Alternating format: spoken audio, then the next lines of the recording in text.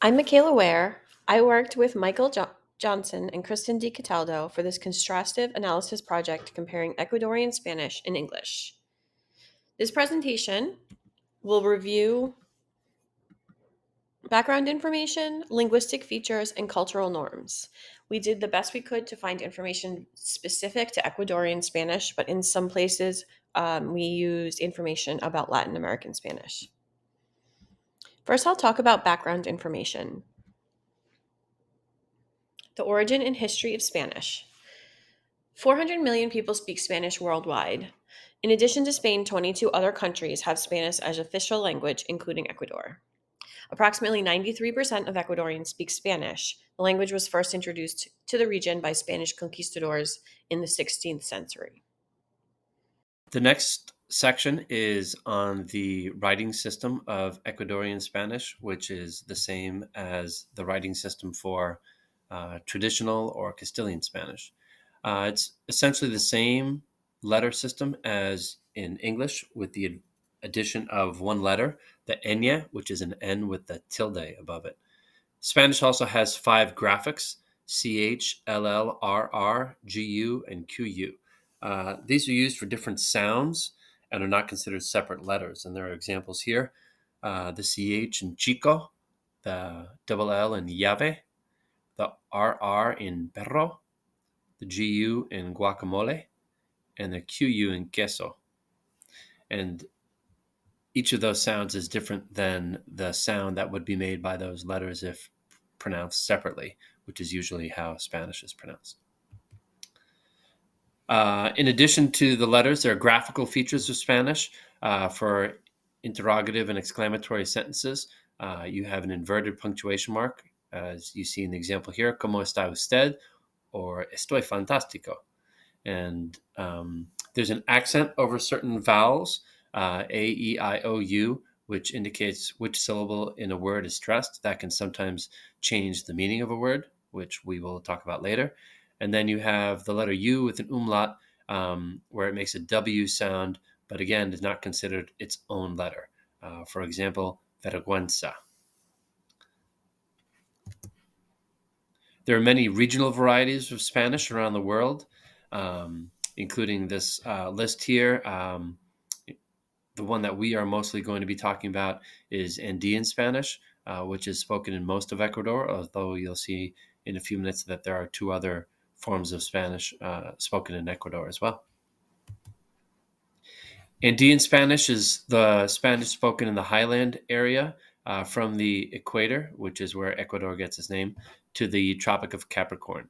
It's very similar to that spoken in Peru and Bolivia, although there are other dialects, such as the coastal region and the rainforest or Amazonian dialect. There's some other fun facts here. 4% of Ecuadorians currently speak Quechua, which largely influenced Ecuadorian Spanish. And here we have a list of the 3 distinct varieties of Spanish that I mentioned earlier: Andean Spanish, also called Serrano; Costeño Spanish, spoken on the Pacific coast; and Amazonic Spanish, which is probably spoken by the least number of people because the Amazon rainforest is one of the least densely populated areas of Ecuador. Another fun fact: until 2010, there were 2 additional letters in Spanish, CH and LL, which I mentioned earlier as graphics, but until 2010, they were actually considered separate letters. So words beginning with CH and LL, like Chico and llave, would be alphabetized in a separate section in dictionaries and office filing systems and things like that. And that caused great confusion for people that were not from Spanish-speaking countries. And you still actually can find this in older dictionaries and textbooks, but the Royal Spanish Academy decreed that these letters would no longer be treated as separate letters in dictionaries, and Ecuador followed this advice. Now for some general features of linguistics, beginning with phonology. There are 18 consonant sounds, 5 vowel sounds, each with its own sound, and 5 diphthongs in Spanish.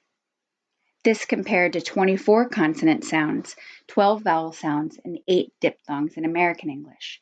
These exact English numbers vary by regional dialects. This link gives a very detailed lesson on letters and sounds of Spanish if you're interested in learning more. Spanish is a syllable-timed language, meaning every syllable takes the same amount of time to speak. However, English is a stress-timed language where unstressed syllables are spoken. According to Coloran, Colorado, these English sounds are not found in Ecuadorian Spanish. These 6 vowel digraphs, these 4 consonant digraphs, these 6 consonant blends, these 4 initial sounds, these 3 final sounds, the endings ed and s, and these endings without a vowel. These suffixes and prefixes and contractions. More major phonological differences among Ecuadorian Spanish and English are the S reducing. Ecuadorian Spanish often drops the final S, causing singular and plurals ending in a vowel to sound alike. The final N sound is also made of a velar nasal sound. The R's and L's, depending on the regional variety, Ecuadorian Spanish can swap R and L sounds. The R and L sound can also become an I sound. The R can be trilled, or the final R can be reduced. Here is an article noting the most common pronunciation errors for Spanish speakers learning English. And here's another distinction to listen to, sibilant R, which is a dialectical variant of trilled R. It's a voiced retroflex of a dento-alveolar sibilant. It's a combination of sounds. For example, in English, it would be like a combination of the R in robot and the R in garage. Here's a click here for a video with a thorough explanation of the sibilant R. Now about morphology. Spanish is a highly inflected language, meaning the form or ending of some words change depending on how they are used in a sentence. English is considered a weakly inflected language because it has few. In Spanish, nouns, verbs, adjectives, articles, and pronouns can be inflected. This is not the case in English. Spanish verbs can be conjugated to show aspect, mood, probability, action, tense, gender, and number. In English, verbs are conjugated to show similar meaning. However, due to the possible conjugations in Spanish, there are approximately 46 Spanish verbs, whereas English only has 4. The verbs ser and estar both mean to be, but change meaning depending on how it's used. The link brings you a short clip giving some examples. In English, the verbs to be do not change the meaning of the word.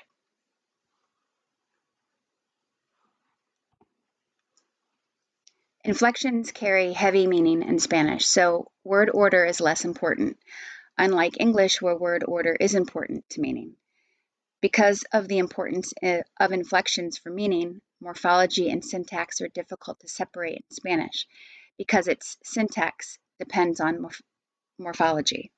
In English, however, syntax generally does not change based on morphology. In terms of syntax, there are a few distinctive features of Ecuadorian Spanish. The first is the use of double possessives. Normally in Spanish, you would only use one possessive word, such as in the example shown on the slide, I'm going to Maria's house. In traditional Castilian Spanish, this would be say, voy a la casa de Maria. De Maria would be the possessive part of the sentence. Or you might say, estoy yendo en la casa de Maria, right? So de Maria in each of these cases is possessive. But Ecuadorian or Andean Spanish would say, de Maria en su casa estoy yendo. And so using de Maria and su, which means her, creates a double possessive. And this is based on a Quechuan system. And you see this in Ecuadorian Spanish. Another unusual form of syntax in Ecuadorian Spanish is the use of dar with a gerund form. And this is when you ask someone to do something. So, for example, if you were to say, repair this radio for me, in traditional or Castilian Spanish, this would be said, repara este radio por mí. But in Ecuadorian or Andean Spanish, people would say, dame reparando este radio, right? And so the dar, dame, is the command form of dar, and reparando is the gerund form of reparar, which is to repair. Again, it is believed that this construction is modeled on a Quechuan language structure and is heard more often in the highland areas than in coastal areas. There are also a few Ecuadorian Spanish words that have different meanings compared to neighboring countries. In Ecuador, the word cacho means a joke or lying. However, in Spanish, however, in Spain, cacho means a portion of something. In Ecuador, the word chapa or chapas means police officer, but in Spain, that word means crazy or passionate kiss. Pragmatic, simply put, is language that is not directly spoken. It's not only about the words we use. In a couple different case studies on pragmatic language of different countries, we see a comparison of corner shop workers in Ecuador and Spain. Ecuadorians offered more mitigation and overall displayed more interpersonal concerns. After comparing Ecuadorian and Venezuelan sellers at an online marketplace, Ecuadorians prefer conflict avoidance and explicit refusals, whereas Venezuelan sellers employed aggravating moves like criticizing and reprimanding potential buyers. For discourse varieties, Ecuadorian speakers of Spanish use the term of address vocio instead of tu.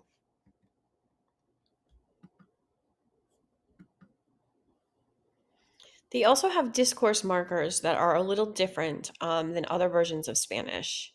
Andean speakers use discourse markers, which are used to break up or link conversation segments, and they put them at the end of sentences as opposed to the beginning of sentences, as in traditional or Castilian Spanish. There's some challenges for Ecuadorian Spanish speakers learning English. I asked my students to write something that was easy and something that was difficult about learning Spanish. And one of my seventh graders said that it's easy to learn the words, referring to vocabulary, but it is difficult to learn how to say what happened yesterday, meaning past tense. So that fits with our research that found that words with ed endings, some have a d sound if they end in b, g, v, m, and l or r. You can hear this in the word called. English words end with a t sound if they end with p, k, s, or f. You can hear this in the word past. Plural endings can also give Spanish speakers difficulty. English words end with a z sound when they end with a b, g, v, d, m, n, l, r, or w. You can hear this in the word vans. English words end with a s sound when they end with p, k, t, or f. You can hear this in the word caps. Spanish is a syllable-timed language, which means that syllables are given equal stress when spoken. English is a stress-timed language, so important words like nouns and verbs are stressed or pronounced fully. Less important words to understanding are unstressed or considered weak forms. This includes auxiliaries, personal pronouns, prepositions, conjunctions, and articles. So like does become does, your becomes your, of becomes of, and then becomes then. So it's harder for people learning English to hear those individual sounds because we're not making them. Also, personal pronouns can be a little bit of a struggle because in English we use pronouns his, her, him, or her, but in Spanish they use the pronoun su for all of the same purposes. Students may generalize and either use his or hers when they are learning English. They may also drop the subject. In English, we require a subject in a sentence, like Kevin loves pizza. In Spanish, the verb conjugation depends on the subject, so students may drop subjects when learning basic English sentences. Instead of Kevin loves pizza, they might just say loves pizza or love pizza.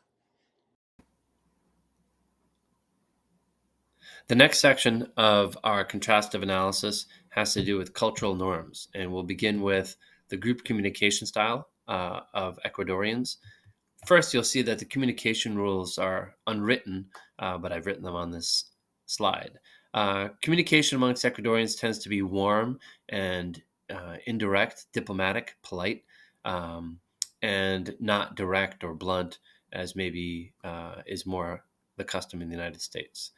Ecuadorians tend to stand close to each other in conversation, especially if it is a conversation with a friend or someone who's well known. And again, this might be a little bit different for Americans depending on how they usually interact with people. Personal topics may be brought up relatively quickly in order to get to know people in Ecuador or by Ecuadorian Spanish speakers. And this might be a little bit of a shock, as people may ask, for example, teachers personal questions soon after meeting somebody.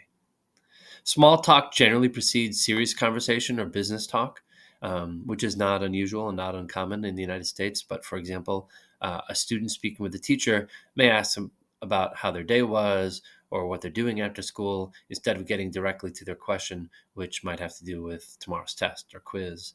And this might be misinterpreted by the teacher, who thinks that either the student is trying to waste their time or does not really have anything to talk about. A flat refusal of an offer, saying no, is considered impolite to Ecuadorians. And so people may tell you what you want to hear instead of refusing a request. And this could clearly be problematic, as teachers may ask students to do different things, and a student may go along with the request or seem like they're going to go along with the request, although they don't intend to, because to say no flatly is considered rude. In terms of nonverbal behavior, when meeting people in Ecuador for the first time, people shake hands, not too firmly, but with direct eye contact. Close friends would embrace, in the case of men, or and kiss on the cheek once when they meet. Yawning in public is considered impolite, and holding out a hand as though to shake hands and twisting it back and forth means no. And pointing generally is considered rude. Ecuadorians, along with many other Latin Americans, point by puckering or pursing their lips. Punctuality is not highly valued, and Ecuadorians tend to run 15 to 30 minutes late. If you get invited to a party and you show up on time, no one will be there. The same would have to do with social engagements or dinners or things like that. This is not always true in the business world, but most of the viewers of this video will not need to know that. Underlying norms and values of Ecuador. Most of this information comes from the excellent Hofstede Insights webpage.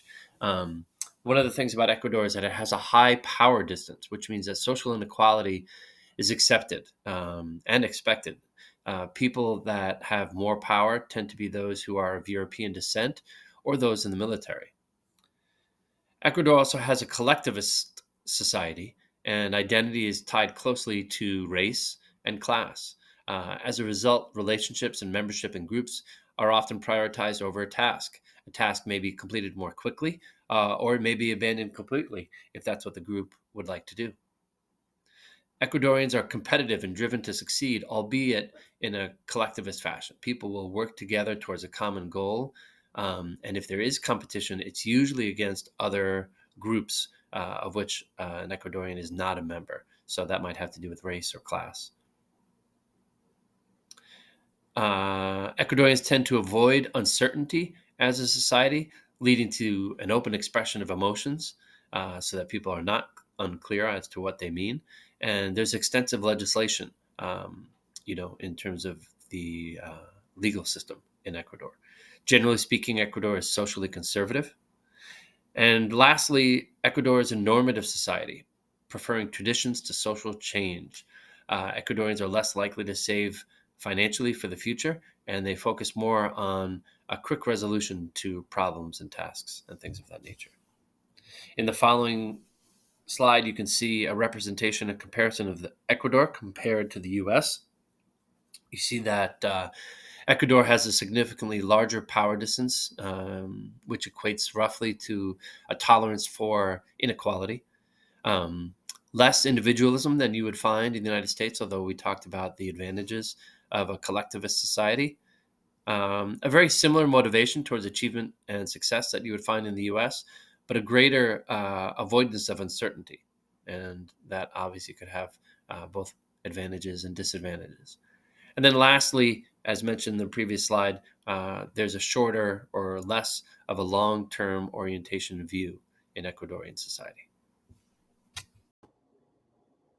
Ecuadorian communication styles can have an impact on instruction in the classroom. These tips can help both content area teachers and those that are teaching students to speak, read, write, and listen in English. Because they come from a collectivist culture, students will gravitate towards each other and prefer group to individual task. They often tend to sit and stand very close to each other, especially when they're talking, and friends might touch each other very frequently. Building relationships is even more important with Ecuadorian students, as they will often tell you what they think you want to hear instead of what you are really asking them.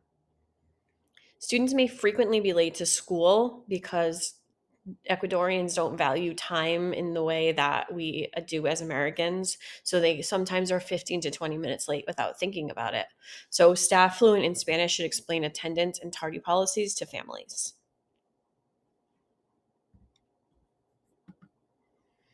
These are the references that we used for this presentation.